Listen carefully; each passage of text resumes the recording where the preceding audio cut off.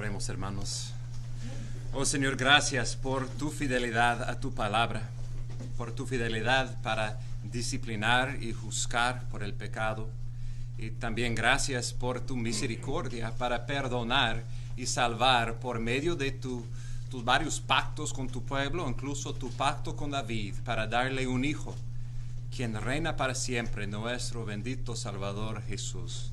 Y te damos gracias, Señor, que por medio de nuestro Rey podemos acercarnos a ti, a tu palabra y a tu mesa para ser alimentados de los dos. Y pedimos, oh Señor, que el afecto de tu palabra en nuestra vida por medio de tu Espíritu sería que seríamos arrepentidos de nuestro pecado y fortalecidos para obedecer a nuestro Rey. Pedimos todo eso, Señor, por su honor y gloria. Amén. Pueden sentarse, hermanos, y por favor buscan en sus Biblias Segundo de Reyes 23. Si Dios permite, vamos a terminar el estudio que comenzamos hace un año atrás, este maravilloso libro de Primero y Segundo Reyes.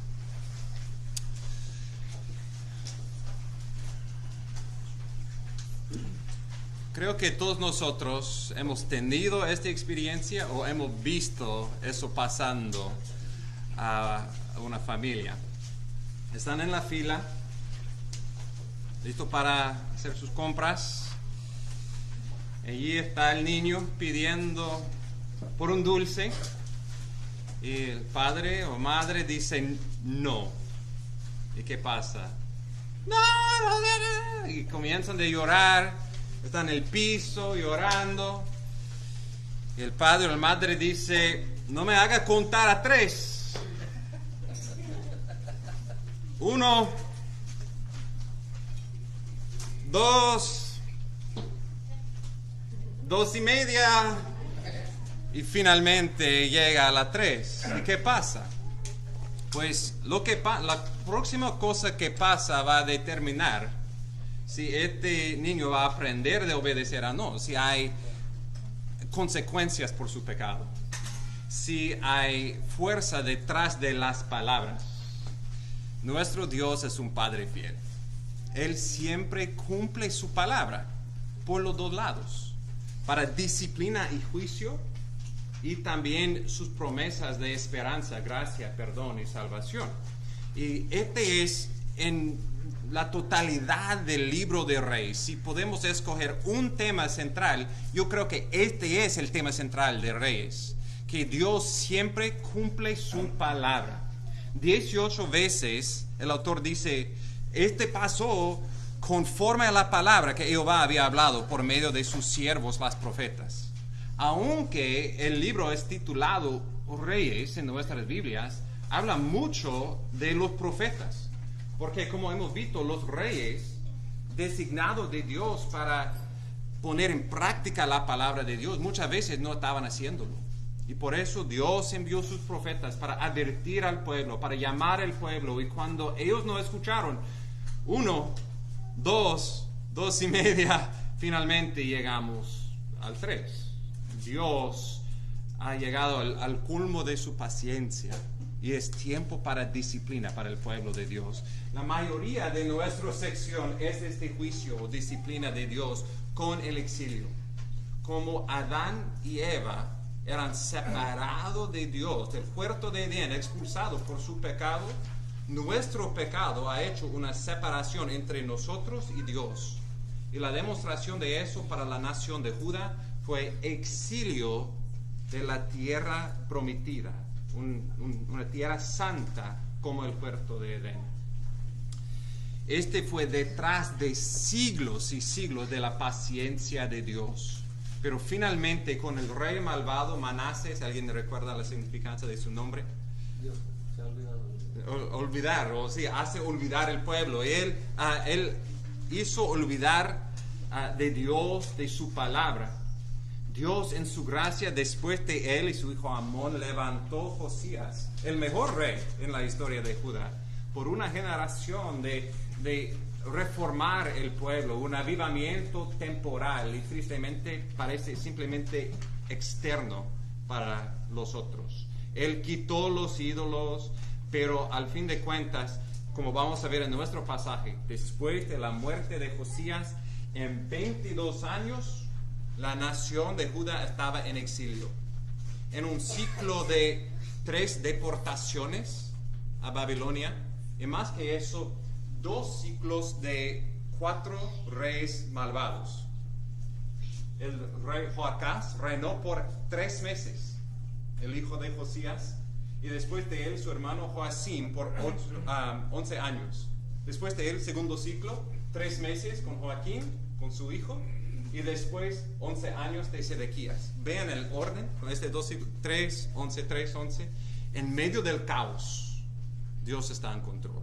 Dios está organizando todo eso. Dios ha elegido a estos hombres malvados para traer el pueblo a la destrucción por su pecado, por su rebelión, como hijos rebeldes en contra de su Padre Celestial. Este es el primer grande sección que vamos a ver, y vamos a aprender de las consecuencias graves del pecado.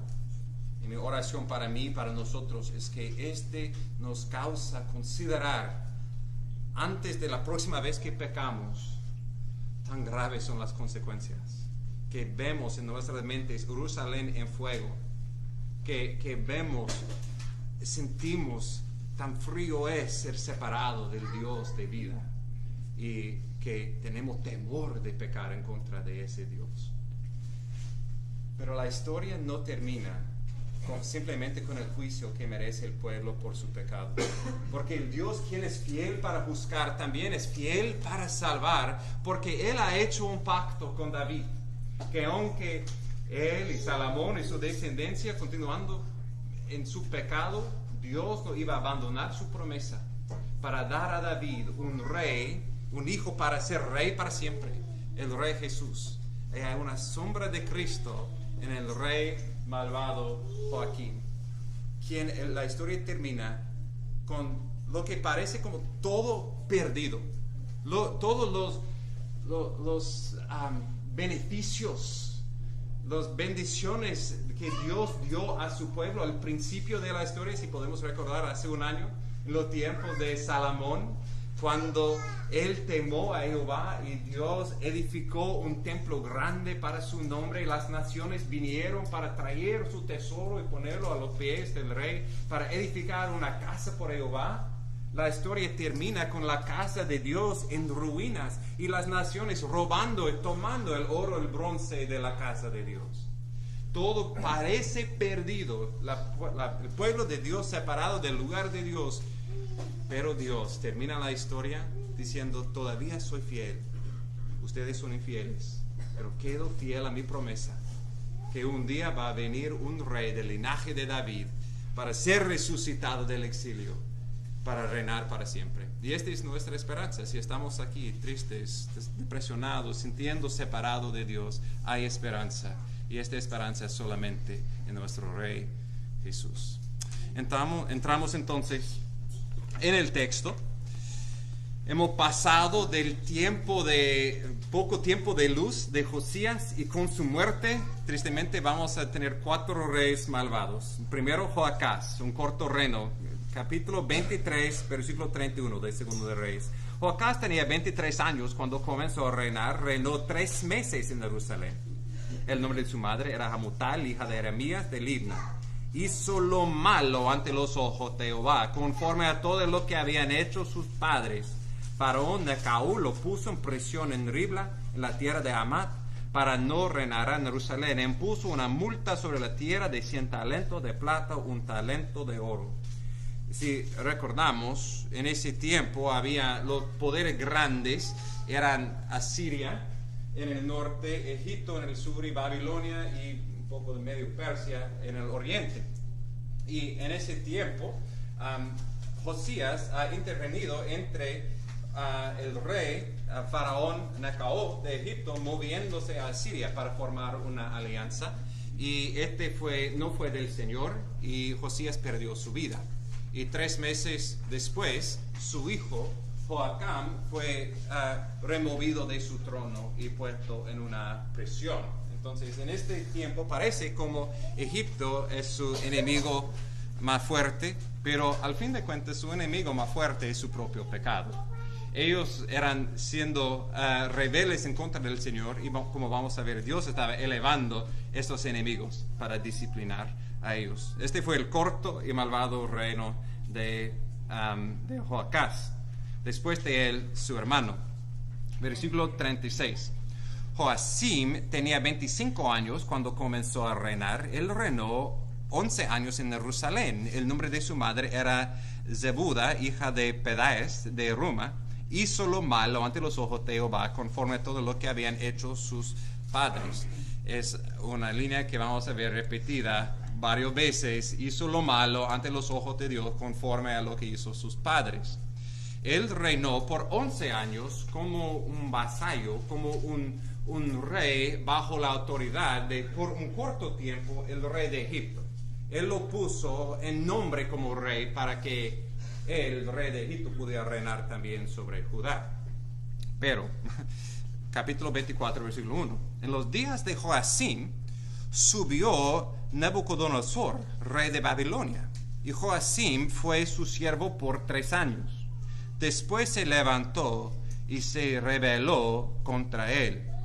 Jehová envió contra Joacim bandas de caldeos, bandas de arameos, bandas de moabitas, bandas de amonitas. Los envió contra Judá para destruirla, conforme a la palabra que Jehová había hablado por medio de sus siervos, los profetas. Tenemos un poco más detalles sobre este reino de Joacim y ayuda a entender un poco más de la historia. Como mencioné, los grandes poderes eran Egipto, Asiria y Babilonia. Y en el año 605 a.C. había una gran batalla, una guerra mundial en contra de esos poderes. Esos dos, Asiria y Egipto, contra Babilonia y Medo-Persia, lo que se llama la batalla de Carquemis. Y en Carquemis, Babilonia ganó y esforzó Egipto, el faraón y su ejército, de regresar a su nación, a su territorio, y Babilonia conquistó toda esta área, incluso Judá y Jerusalén. Y con él como el nuevo poder, él tomó Joacim como su vasallo. Y el texto dice que por estos 3 años, pues dos cosas pasaron. Primero, fue la primera deportación. Estamos estudiando Daniel. Daniel fue parte de este primer grupo de personas influyentes que eran sacados de Jerusalén y tomados a Babilonia para servir el rey de Babilonia allí. Y con vamos a ver 3 olas de eso. Él fue parte del primero. También Joacim fue el vasallo sirviendo al rey de Babilonia por 3 años. Pero el texto dice, el fin del versículo 1, después se levantó y se rebeló contra él. Es un tema que vamos a ver repetida en estos reyes. No sabemos exactamente diferentes explicaciones por la situación histórica, pero al fin de cuentas fue el orgullo de su corazón, pensando que este pueblo chiquitito podía rebelar en contra del rey. Es como un niño que debe recibir su corrección, sus nalgadas por sus ofensas, pero no quiere tomar responsabilidad y siempre está tratando de cubrirse y correrse y no tomarlo. Y este es lo que estaba pasando. Él no quería recibirlo, aunque Dios envió sus profetas para advertirle de someterse a Nabucodonosor. Y leemos en Jeremías 26 como el rey trataba de silenciar la palabra de Dios. Él mató a Urias el profeta. Y luego Dios dio un scroll a Jeremías advirtiéndole de someterse, arrepentir de su pecado. Y en vez de eso, en Jeremías 36, él tomó la palabra de Dios y él lo cortó en pedazos y lo tiró en el fuego. ¿Qué fue el efecto? ¿Podía silenciar a Dios? Claro que no. Versículo 2 dice, Jehová envió contra Joacim bandas de caldeos, arameos, moabitas, amonitas. Antes él podía vivir en un sentido en paz bajo el control de Babilonia. En vez de eso, Dios multiplicó más disciplina, más enemigos para presionar el pueblo, para destruir el pueblo. ¿Y por qué pasó eso? Nuestro refrán repetido 18 veces en Reyes, conforme a la palabra que Jehová había hablado por medio de sus siervos, los profetas. Dios envió Urías, Dios envió Jeremías. Hemos leído de varios profetas anteriormente en ese libro de Reyes que Dios envió y él no escuchó. Y Dios es un Padre fiel quien cumple su palabra. La lección para nosotros es que no podemos silenciar a Dios. No podemos cubrir las orejas y pensar, el juicio no va a venir, la disciplina no va a venir. Dios es un buen Padre, Dios es fiel. Tristemente hay muchos predicadores hoy en día de la prosperidad que no quieren hablar del pecado, que no quieren hablar de arrepentimiento, que no quieren hablar del infierno y juicio de Dios. Son reales porque Dios es justo, nuestro Dios es santo y fiel para cumplir su palabra. Va a venir si tratamos de cubrir las orejas y pretender que no existe, solamente será más severo por negando la luz que Dios estaba tratando de traer a nuestra vida. Y también que consideramos eso la próxima vez que estamos en pecado. La carne no quiere escuchar, pero en esos momentos de claridad escuchan bien. Atesora esta advertencia de Dios, que no seamos como Joacim tomando la palabra de Dios y tal vez literalmente no podíamos imaginar haciendo eso, pero con nuestras mentes y corazones estamos tomando la palabra y tirándolo en dos pedazos, cortándolo y tirándolo en el fuego, diciendo, eso es lo que pienso de tu palabra, Señor. Ten cuidado, porque como vemos con Joacim, simplemente en amor Dios multiplicó más problemas en su vida, más dificultad para la nación, llamándoles a arrepentimiento. Todavía eran más endurecidos en su pecado. Este fue el reino malvado de Joacim. Después de él y su rebelión, su hijo fue nombrado rey por 3 meses. Leemos de Joaquín, un poco difícil los nombres, Joacim y Joaquín. La significancia, interesantemente, son maravillosos. Joacá significa Jehová se ha apoderado. Joacim significa Jehová levanta. Joaquín significa Jehová establece. En todos estos reyes malvados, Dios queda siendo fiel, poderoso, justo, encargado de eso. Dios está poniendo esos reyes y reinando, aunque parece que todo está fuera de su control. Ok, tercer rey, Joaquín, versículo 8 de capítulo 24. Joaquín tenía 18 años cuando comenzó a reinar. Reinó 3 meses en Jerusalén. El nombre de su madre era la justa hija de Elnatán de Jerusalén. Y hizo lo malo ante los ojos de Jehová, conforme a todo lo que había hecho su padre. Él siguió en el mismo patrón de Joacás, con un reino de 3 meses malvados, y continuó en los pecados de su tío, de su padre Joacim. Y lo que pasó en esos 3 meses, un reino breve, pero trágico. Versículo 10. En aquel tiempo los siervos de Nabucodonosor, rey de Babilonia, subieron a Jerusalén. La ciudad fue sitiada. Nabucodonosor, rey de Babilonia, llegó a la ciudad mientras sus siervos la tenían sitiada. Y Joaquín, rey de Judá, se rindió al rey de Babilonia, él, su madre, sus siervos, sus capitanes, sus oficiales. El rey de Babilonia la opresó en el año 8 de su reinado. Sacó de allí todos los tesoros de la casa de Jehová, los tesoros de la casa del rey, y destrozó todos los utensilios del oro que Salomón, rey de Israel, había hecho en el templo de Jehová, tal como Jehová había dicho. Y se llevó en cautiverio a todo Jerusalén, todos los capitanes, todos los hombres valientes, 10,000 cautivos, y todos los artesanos y herreros. Nadie quedó excepto la gente más pobre del país. Aquí leemos de la segunda ronda de deportación. Y en eso vemos 2 cosas pasando. Por un lado vemos el oro del templo siendo robado, quitado, y también en un sentido el oro del pueblo. Los 10,000 más poderosos, los los capitanes del ejército, los que podían edificar el templo y las casas, eran entonces los jefes de construcción. Todos eran sacados a Babilonia. 10,000 de las personas más importantes, incluso el rey y su familia. Y leemos la razón por eso en versículo 13. Tal como Jehová había dicho. Otra vez el tema es que Dios es fiel. Dios ha advertido que esto iba a pasar. Ellos no arrepintieron. 1, 2, 2,5, 3, ¡pum! Ha llegado el momento en que Dios cumplió su palabra, su advertencia de juicio en contra de ellos. Él ha advertido de eso a varias personas, incluso si recordamos especialmente el buen rey Ezequías. ¿Recuerda su historia? Ezequías estaba un buen rey, estaba al punto de morir y él oró que Dios le daría más vida. Y Dios le dio 15 años más.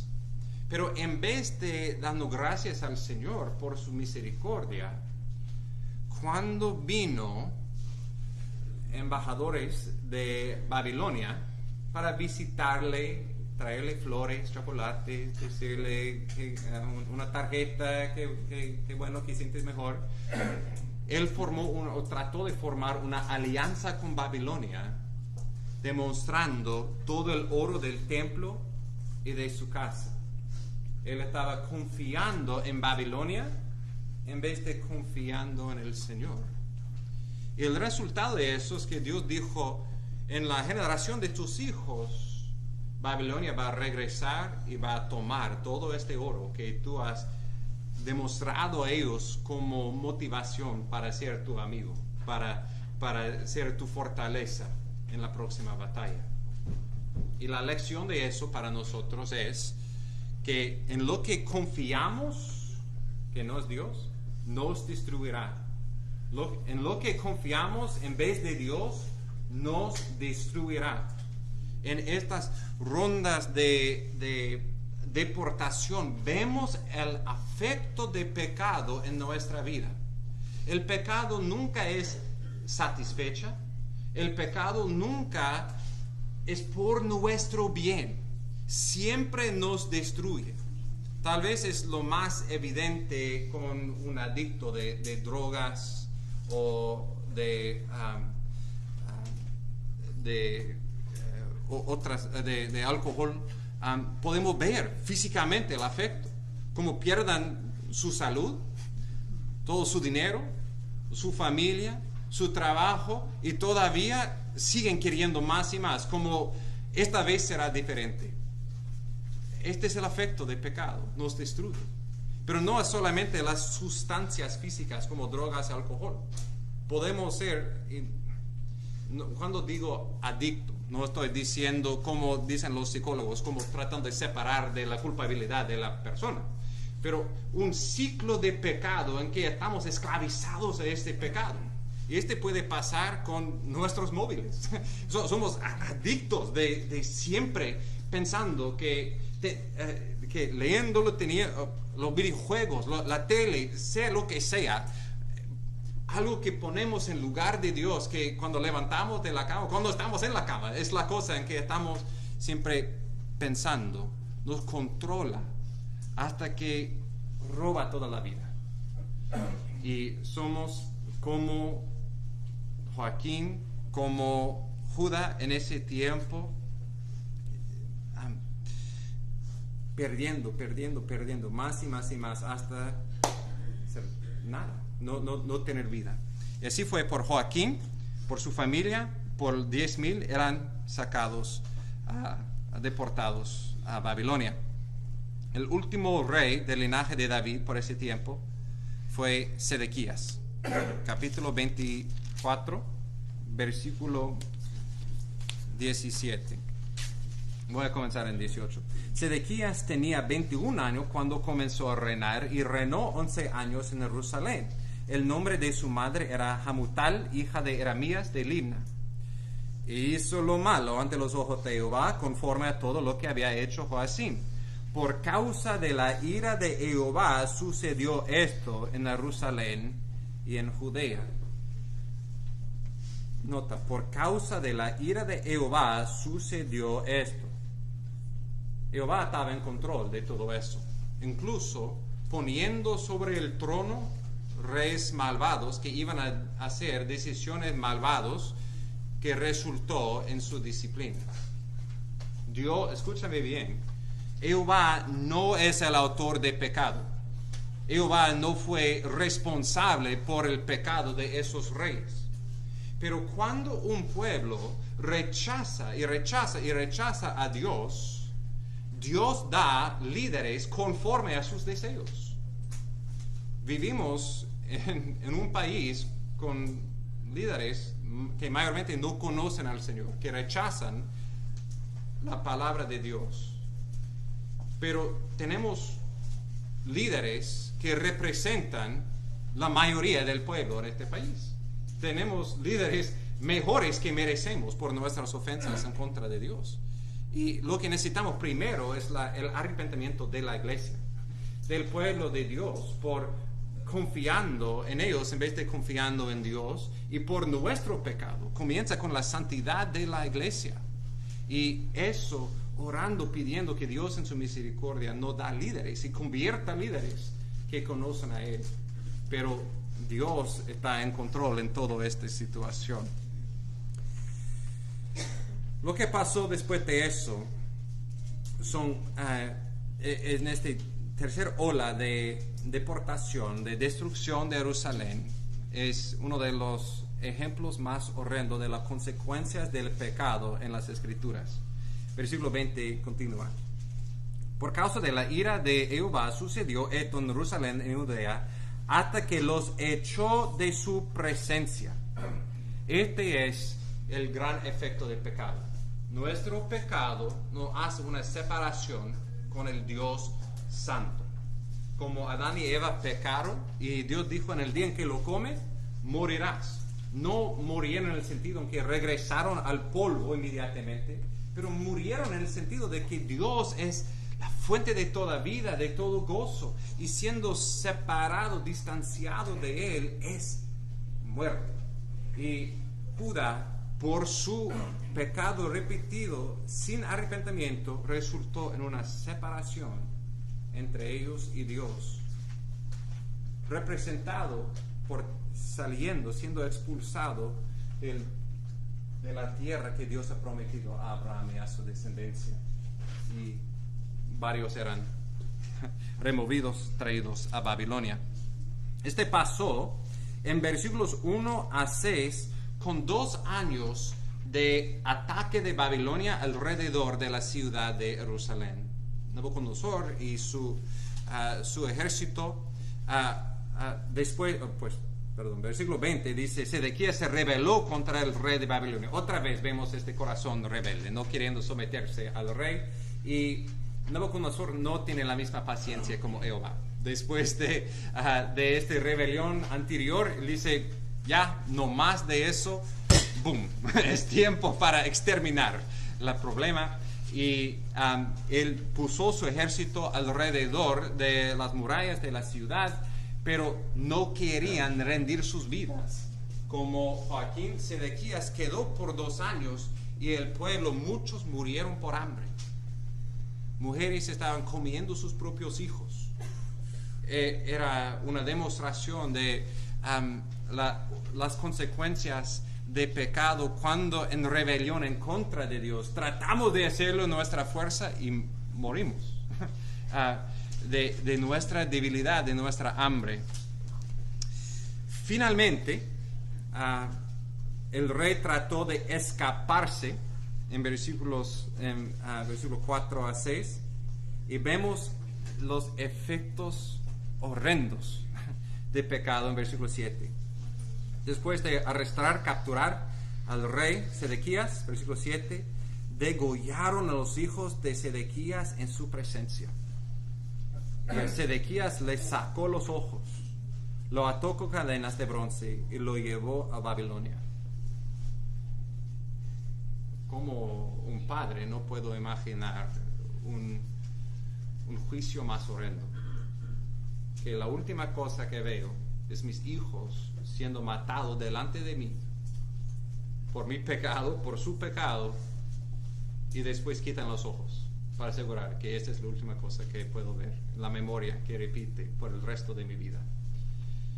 Este es un gráfico ilustración de las consecuencias del pecado. El pecado nos causa ser ciegos.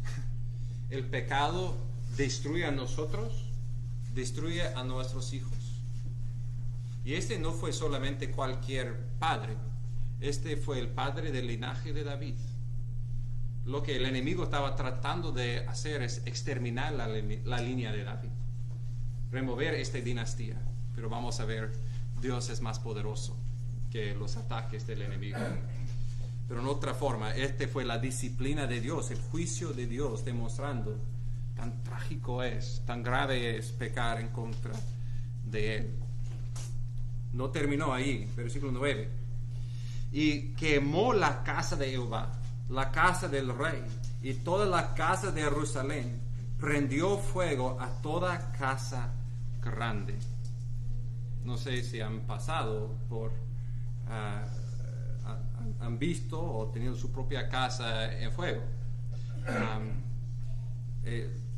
Gracias al Señor, no a mi casa, he visto una casa, es increíble, como en un momento, el calor, la luz, y no puedo imaginar toda la ciudad de Jerusalén,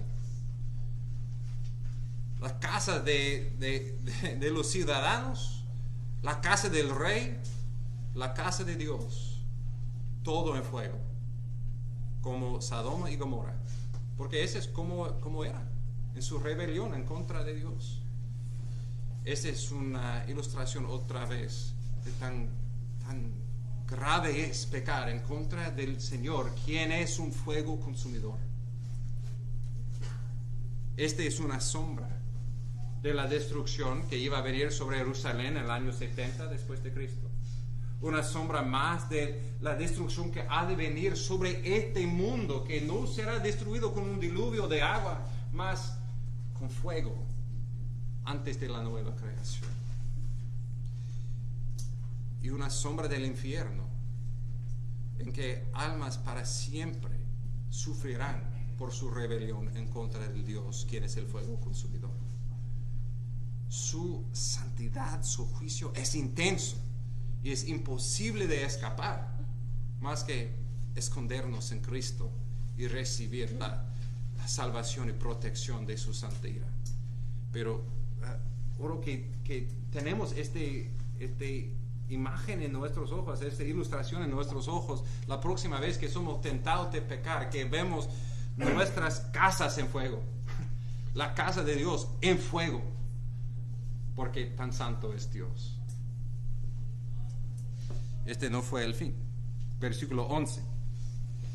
Y al resto del pueblo que había quedado en la ciudad, los desertores que habían pasado, el rey de Babilonia, el resto de la multitud, los llevó a cautiverio en Nebuzaradán, capitán de la guardia. Pero el capitán de la guardia dejó a algunos de los más pobres del país para que fueran viñadores y labradores. En esta tercera ola de deportados, la gran mayoría eran llevados a Babilonia, separado de la tierra prometida, y solamente quedó los más pobres para cuidar por la tierra.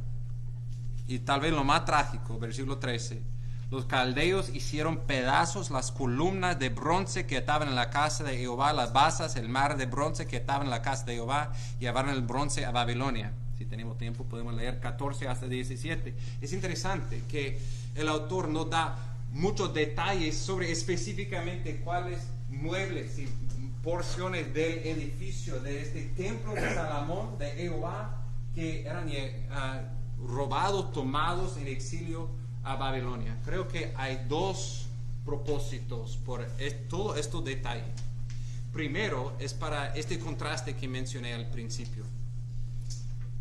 Al principio de Reyes vemos la casa de Dios siendo edificado, y edificado con tesoro que las naciones estaban trayendo y poniendo a los pies de Salomón, escuchando de su sabiduría. El principio de la sabiduría es temor de Jehová. Vemos la reina de Queen of Sheba, Seba, o Hiram, rey de Tire, trayendo su tesoro, poniéndolo a sus pies para edificar la casa de Dios. En Apocalipsis 21 leemos de la riqueza de las naciones siendo traído a la nueva creación. Cuando el pueblo de Dios temen al Señor y por su gracia obedecen a su palabra, Dios trae bendición en la edificación de su templo. El templo para nosotros, claro, no es este edificio, no son nuestros vecinos trayendo dinero para ponerlo a la puerta, es trayendo sus vidas ante los pies de nuestro Rey Jesús. Es la edificación de la iglesia en el sentido de haciendo discípulos por Cristo. Y vemos eso al principio de la historia. Pero cuando el pueblo de Dios adoran los ídolos del mundo, cuando adoran las naciones y sus ídolos, lo efecto es que el templo de Dios está en ruinas. Y que las naciones vengan y roban. Y comienza con el oro y termina con el bronce y todos sus en pedazos está esta casa de Jehová. Para la iglesia de ser el santo templo de Jehová comienza con verdadera adoración de Dios y la santidad de la iglesia, no siendo como el mundo, siendo distinto, santo, separado del mundo. Esta fue la lección para los primeros oidores de este mensaje, que eran en exilio, entendiendo la razón por toda la destrucción que ha pasado para ellos y sus padres. Pero creo que también había un mensaje de esperanza para ellos. Si pasamos a 1 de Reyes, capítulo 8, la última vez que vemos todo esto detalle sobre el templo, sus diferentes porciones, sus muebles, era en 1 de Reyes 7 y 8. Y allí en capítulo 8, Salomón estaba orando, dedicando al templo. Y pido al Señor eso.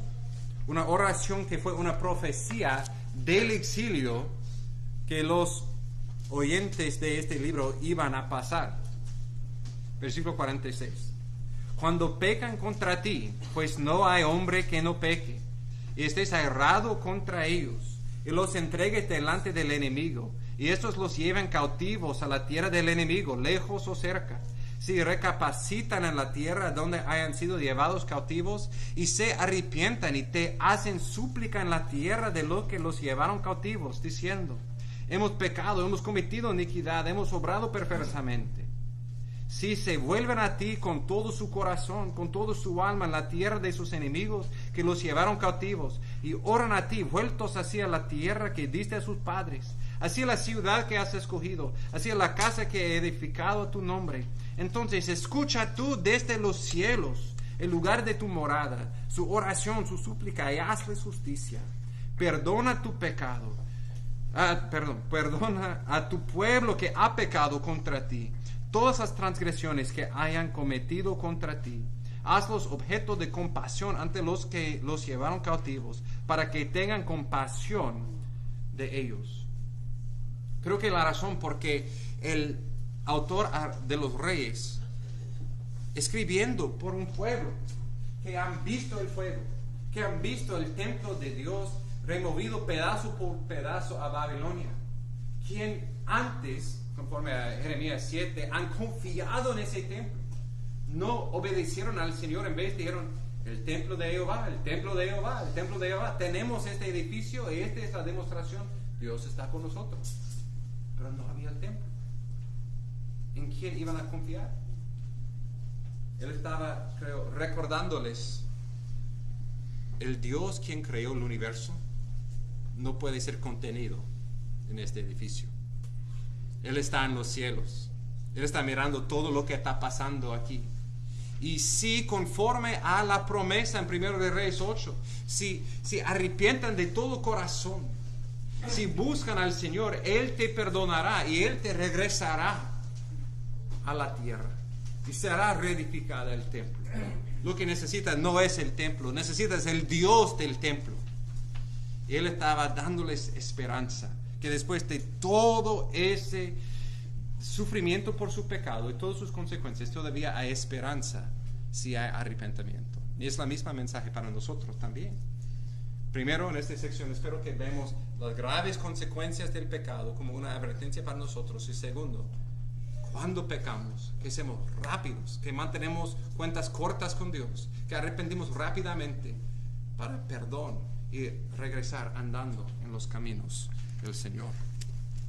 El libro termina con más gracia, con otra ilustración del tan endurecido era el corazón del pueblo y todavía tan fiel es Dios a su promesa. Segundo de Reyes 25.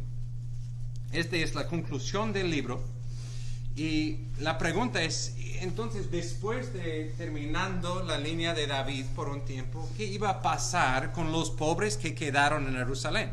Con su ciudad totalmente destruido. Finalmente iban a arrepentirse. Versículo 22 del capítulo 25. Y en cuanto al pueblo que quedó en la tierra de Judá, al que Nabucodonosor, rey de Babilonia, había dejado, puso sobre ellos a Gedalías, hijo de Ahikam, hijo de Safán.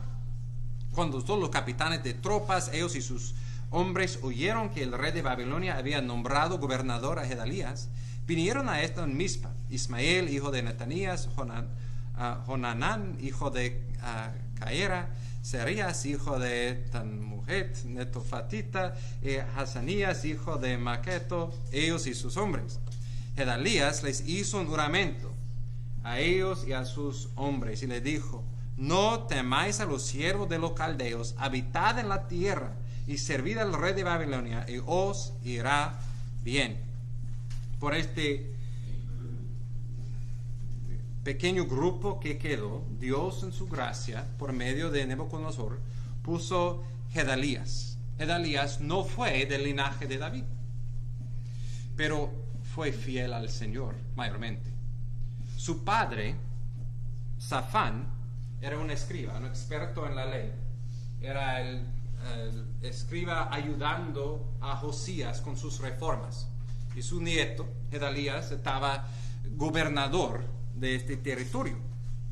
Y aparentemente él entendió del Señor que ellos debían, versículo 24, no temer a Babilonia, mas someterse a ellos y irá bien. Este es conforme a lo que leemos en Jeremías también. Es otra vez la ilustración del niño que toma responsabilidad por su pecado, que recibe su corrección y después puede regresar al gozo de obedeciendo, sometiéndose a sus padres. Pero rebelión, versículo 25. Pero sucedió que en el séptimo mes, Ismael, no un buen nombre cuando estamos pensando en Ismael e Isaac, Ismael, hijo de Netanías, hijo de Elisema, de la familia real, vino con 10 hombres e hirió a Gedalías, y este murió junto con los judíos y los caldeos que estaban con él en Mizpa. Entonces todo el pueblo, desde el menor hasta el mayor, y los capitanes de la tropa se levantaron y se fueron a Egipto porque temían a los caldeos. Dios en su misericordia le ha dado no un rey davídico, pero un buen gobernador, quien temó a Dios y su palabra, quien correctamente dijo: nos sometemos, los esperamos, y en los tiempos del Señor Él nos levantará otra vez. Pero Ismael y un grupo de rebeldes dijo: no, queremos tomar control. No sé, es la tontería del pecado.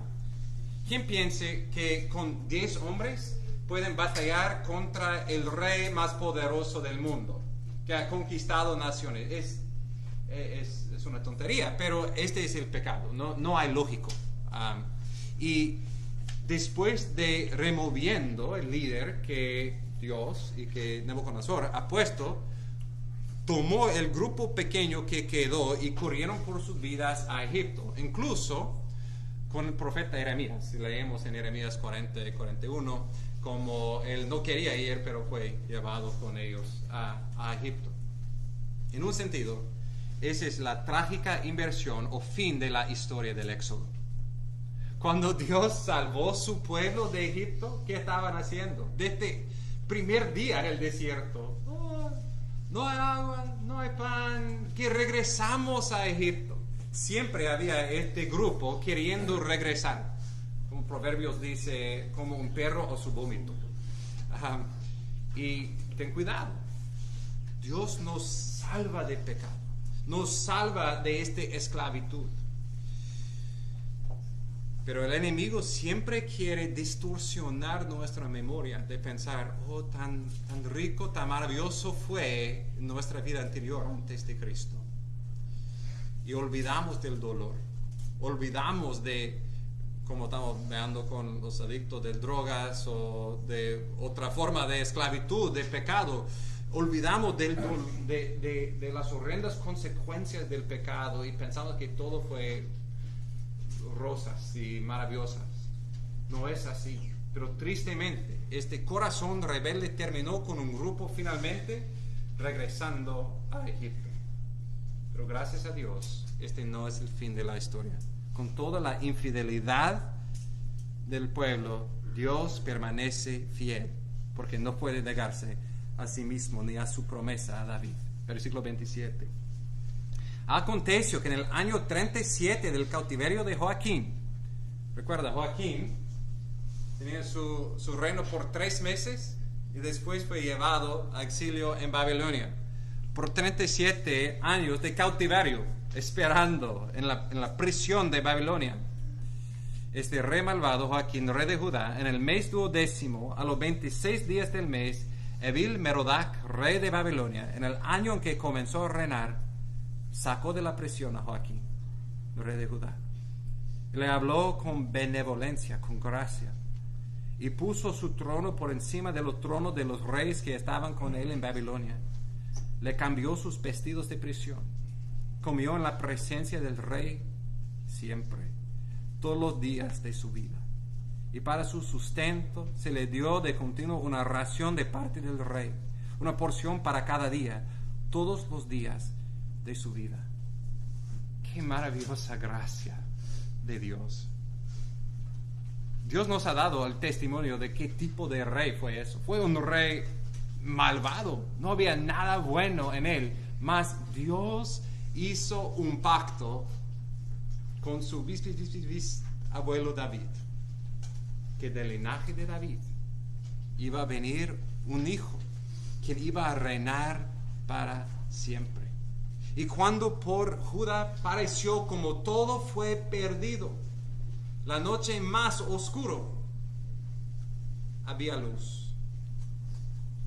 Ellos sentados como exilios, opresionados, esclavos en Babilonia, con sus casas en fuego, separados de su familia, de su tierra, de todo, pero recibieron un mensaje, que allí, en el palacio de Nabucodonosor, su rey anterior ha sido elevado de la prisión. Él ha cambiado su ropa. Él tenía un trono. Él estaba sentado a la mesa del rey y cada día él podía comer. Y este fue la luz en las tinieblas. Dios no ha olvidado su pacto con David. Dios va a enviar un rey que va a reinar para siempre. Él va a poner Babilonia y todas las otras naciones bajo sus pies. Y Dios estaba llamándoles, arrepienta de su pecado y confía en este rey venidero. Y Dios les salvará. Y hermano, esta es la misma esperanza que tenemos. Y una esperanza que hemos visto en un sentido cumplido. Porque este rey ha venido. Y él vino primero, no para reinar, él vino para sufrir el exilio que debíamos sufrir. Cuando Jesús fue a la cruz, cuando él, en estas 3 horas de oscuridad, él era separado de su Padre. Este fue su exilio que debíamos sufrir por toda la eternidad. Este fue, en un sentido, el fuego del infierno que merecimos por toda la eternidad. Él, siendo el infinito Dios, sufrió en esas 3 horas en la cruz por nosotros. Por causa de nuestro pecado, Él fue separado. Tan horrendo fue por Sedequías ver sus hijos, matado delante de sus ojos por su pecado, por el pecado suyo y por los pecados de su nación y de sus hijos. Pero imagina el dolor del Padre Celestial, mirando a su Hijo unigénito perfecto, sin pecado, tomando el pecado del mundo rebelde, sufriendo la cruz por nosotros. Pero este es el amor de Dios y la justicia de Dios mezclado perfectamente en la cruz de Jesús. Él sufrió el exilio, pero Él no quedó en la tumba. Como vamos a ver, Israel y Judá no quedaron en exilio, pero Dios lo resucitó, y con Él la resurrección de todos que arrepienten de su pecado y confían en el Rey del linaje de David. Y como Joaquín fue resultado, tenía nueva ropa, sentado a la mesa del Rey por el resto de su vida. Nuestro Señor Jesucristo ha sido exaltado a la diestra del Padre. Él está reinando, Él está celebrando este banquete. Y para nosotros, que éramos esclavos a nuestro pecado, si hemos confiado en Cristo, hemos sido levantados de la prisión del pecado. Tenemos nueva ropa, la justicia de Cristo. Y somos invitados de venir y comer con el Rey para siempre. Y lo que estamos al punto de hacer en celebrando la mesa del Señor es probando de las delicias del banquete eterno que vamos a disfrutar con nuestro Rey. Este es el momento de más importancia de toda nuestra semana, porque lo que estamos haciendo es celebrando la muerte y resurrección, la venida de nuestro Señor y la esperanza que tenemos en medio de un mundo en que tal vez sentimos depresionados, sentimos exiliados, sentimos separados de Dios, pero es de Dios proclamando: no, tenemos un lugar con el Rey, tenemos esperanza. Tenemos un banquete mejor que el día de Acción de Gracias. Tenemos la cena de Cristo. Podemos comer con el Rey, sabiendo que vamos a comer con Él para siempre. Este es un libro maravilloso, recordándonos vez tras vez, Dios es fiel, fiel, fiel. Y esta fidelidad debe causarnos de temblar si estamos en pecado, porque Él es un Padre quien no solamente dice 2, 2.5, 3, sino hay consecuencias graves del pecado. Si estamos en pecado, en particular este libro enfatiza la idolatría, poniendo otras cosas en lugar de Dios. ¿Quién está en el trono de tu corazón? ¿Quién está el número uno en tu vida? ¿Es tú? ¿Tus deseos? ¿O alguien o otra cosa más que Dios? Arrepienta de eso, porque el único fuente de gozo, de vida, de satisfacción es Cristo mismo.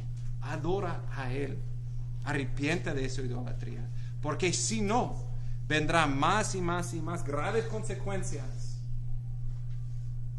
Y finalmente, este puede demostrar que tal vez no conoces a Cristo, no eres lo suyo, y puedes ser separado de Él para siempre. Pero hay salvación también. Hay salvación por los que arrepientan de sus ídolos y confían en el Hijo de David, el Hijo de Dios, Jesucristo, quien vino para sufrir el exilio de Dios que merecemos. Él fue resucitado para reinar para siempre, ser el Rey y Salvador de nuestras vidas. Y Dios es fiel. Y si estamos como el remanente en Babilonia, fiel y esperando para el día de su regreso, podemos tomar esperanza. Este es un mensaje de esperanza para nosotros. Jesús está en los cielos, Jesús está reinando ahora. Confiamos en la palabra de Dios, en su fidelidad. No siente lejados de Dios. Hoy es el día, como creyentes, de acercarnos más y más y más, de vivir coram Deo, vivir delante del rostro de Dios, con Él como el centro y nuestra cercanía a Dios como nuestro mayor bien, atesorándole. Gracias a Dios por su fidelidad. Oremos. Nuestro Dios, Te damos gracias por este maravilloso libro de Reyes y las varias lecciones que nos ha enseñado acerca especialmente de tu fidelidad a tus promesas para juzgar y salvar. Te pido, Señor, si hay alguien aquí que no te conoce por Salvador, que no tienen esta cercanía contigo y la seguridad del perdón de sus pecados, te pido que hoy sería el día de arrepentir de su pecado y de confiar solamente en Cristo, quien murió para salvar pecadores y fue resucitado para darnos vida eterna. Y te pido, oh Señor, por nosotros como iglesia, por odio del pecado, por pasión para quitar los ídolos de nuestra vida, y que vivimos en la bendición que es para temerte, servirte, amarte como Josías, vivir en la luz de tu presencia por toda la eternidad. Y te damos gracias que tenemos el poder de decir no al pecado y sí a Cristo por tu gracia.